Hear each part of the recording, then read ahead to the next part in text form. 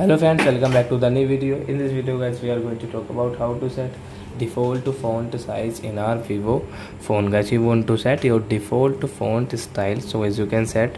And guys, now let's see how to set default font style in our Vivo phone. So guys, how can you set your default font style in your Vivo phone? In this video guys, I am going to show you. So then first of all, click on your phone setting to set default font size. Guys, you can see your display and brightness setting guys.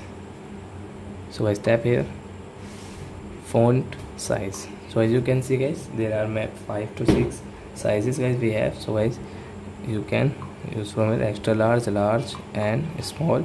And guys, default size you want to set, and guys small size you want to set, large size, extra large and largest. So guys, we will click on this default font style or size. So guys, tap here. So guys, you can see your default font size in your Vivo phone. So I hope friends you have understood how to set default font size in our Vivo phone. So I hope friends you have understood how to set default font size in Vivo phone. So that's it guys, bye bye, thanks for watching. Before going, please go and like my video.